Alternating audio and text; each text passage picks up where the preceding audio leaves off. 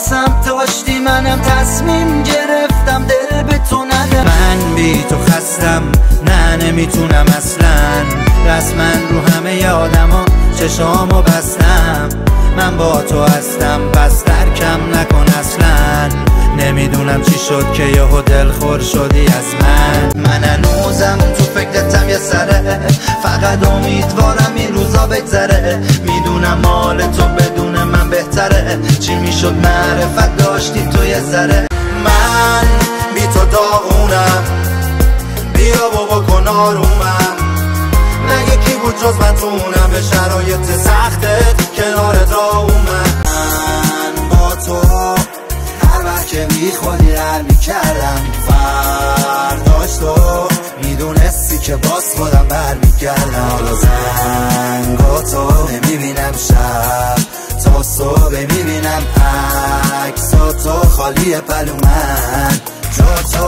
اصلا چی دارم مرا تو، دارم هوا تو. من خیلی منتظرتم، بگو کجایی الان تو. دلم تنگه برا تو، بیا منو اینال درا، چون خودتم خوب میدونی با همه فرق داری برام. خوب دیگه خستم از خاطرات موندگارت، بعدم میاد از اون نگاهت. برو نمیخوام برگردی پیشم، چون خوب میدونم که کنارش خوبه حالت. دلم تنگه واسه تاره شدیدم، مثل تاره ندیدم. الان کجای دقیقا، مگه چیزی شده دوباره جدیدن؟ من و تو نداره تواره یعنی من، نمیشه پیدا کنیم دوباره شبیه هم. دلشو ندارم نبینم یه روز، من فقط دست توی شماره جدیدم. خاطراتو فراموش میکنم مو به موشو، برو با هر کی که دلت میخواد رو به روشو. بدون دیگه واسه من مرده کسی که یه روزی با دنیا عوض نمیکردم یه دونه موشو.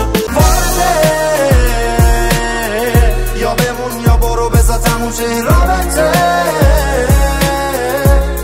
مگه بچه شدی تو چند سالته؟ همه شهر و بس و بچه بازی کارته.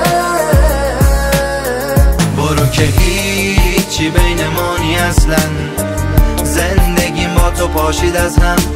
من به نبوده تو راضی هستم، چون تو رفتی و گذاشتی خالی دستم. برو که هیچی بین مانی اصلا، زندگیم با تو پاشید از هم.